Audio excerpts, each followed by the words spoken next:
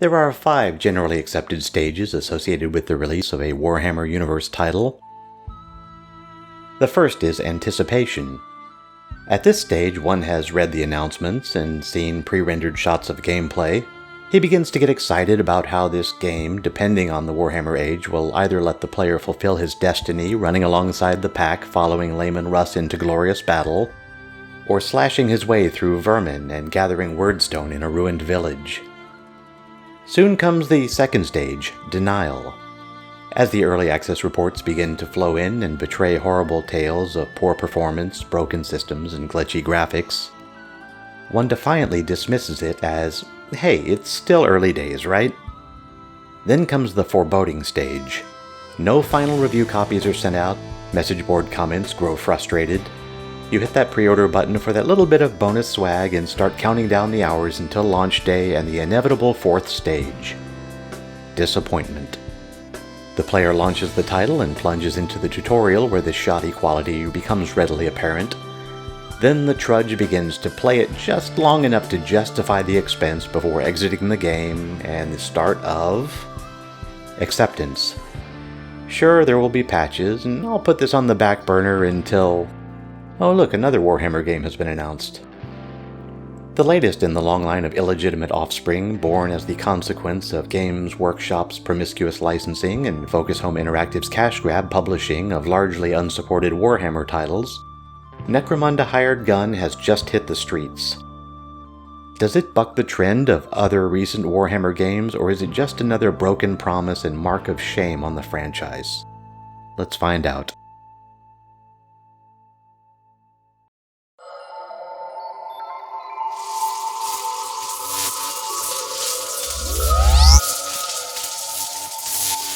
Necromunda Hired Gun's story begins with an introductory mission as you and 2 fellow mercenaries are on a mission to avenge the murder of a member of the Merchants Guild.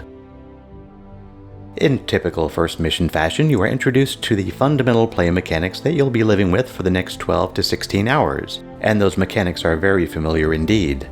This is an FPS title that focuses on frenetic battles, picking up ammo drops, managing your armor and health pools, and performing finishers on baddies, so you wouldn't be wrong to compare it to Doom Eternal. You'd be even further from wrong if the comparison were to be not quite as good as. After completing the tutorial mission, you are introduced to the game's mission hub, Martyr's End, where you will find the standard checklist of amenities you'd expect. There's the requisite weapon and armor vendor offering a progress-gated selection of wares. I'm fairly certain that in my initial playthrough, however, I had not once availed myself to its services. Its next resident is the Cyber Doctor, who assists you in upgrading your skills in exchange for hard-won cash. The selection of skills is actually pretty interesting.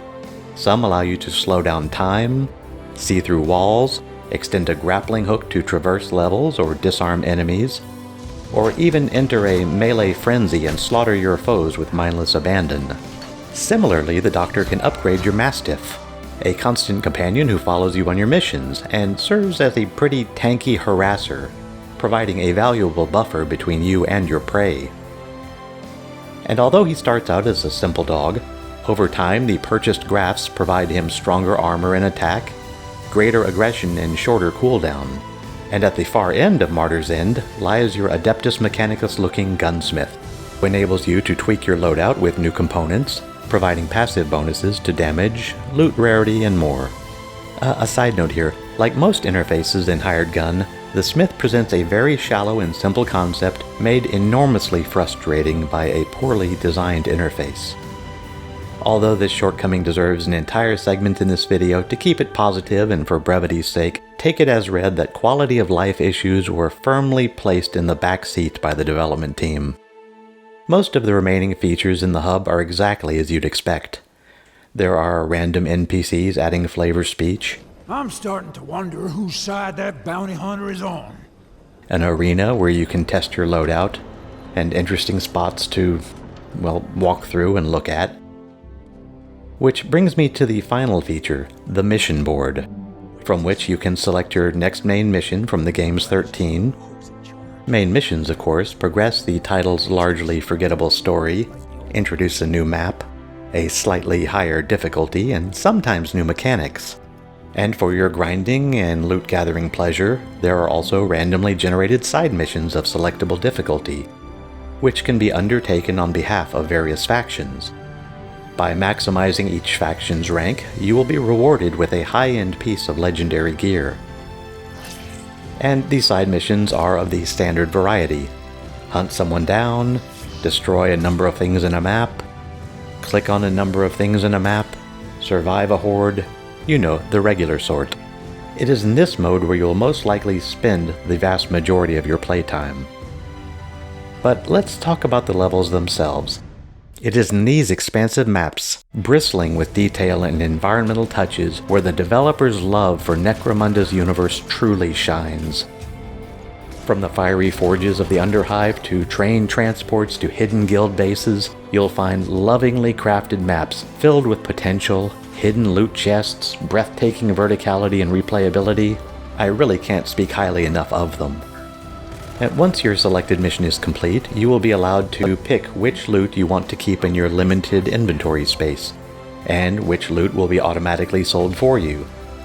From there, it's back to Martyr's Inn to adjust your loadout, upgrade skills, pick the next mission, and repeat. The package speaks well of the developer Straeum On's love for the world of Necromunda.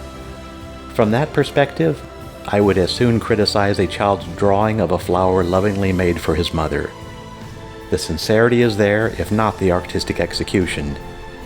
And for some reason the child were charging his mother $40 for it. Okay, admittedly the analogy kind of falls apart there. How is it on the technical side? Well, at launch the title was plagued with bugs to the point where it was nearly unplayable. Strafing and rotating introduced nausea-inducing stutters. There were frequent crashes, dropping through the map was very common, and I even encountered a scripting error where I ended up soft-locked executing the final boss, requiring me to restart the long fight.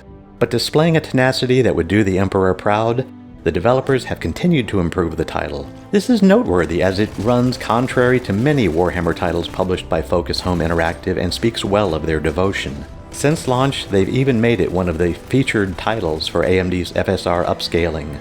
Good on them, I'd say. All that said, reviewing Necromunda Hired Gun presented a unique and surprisingly difficult challenge to me. I could find neither hook nor purchase on which to build my opinion of the gameplay itself. It was as if I had tasked myself with reviewing a bottle of room temperature water on a temperate afternoon. Sure, it sated my thirst and in the moment was satisfying, but is it something I would recommend? Well, it's a mixed bag to be certain, and kept my attention long enough to finish the story and max out a few factions, but I finished it more out of a sense of duty than enthusiasm. All in all, it's Necromunda. It's developed by a dedicated and talented team at Straeum On.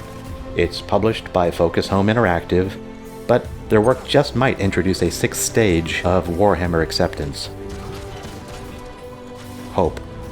Have you played Necromunda Hired Gun? If so, what were your experiences with the game, on which platform, and how have you seen the title evolve since launch? Please leave a comment below and let us know. Also, feel free to add any questions or suggestions you might have. And if you enjoyed this video and would be interested in seeing more, please consider liking it, subscribing, and hitting the notification bell. It would be greatly appreciated and really helps out a lot. Thanks for watching.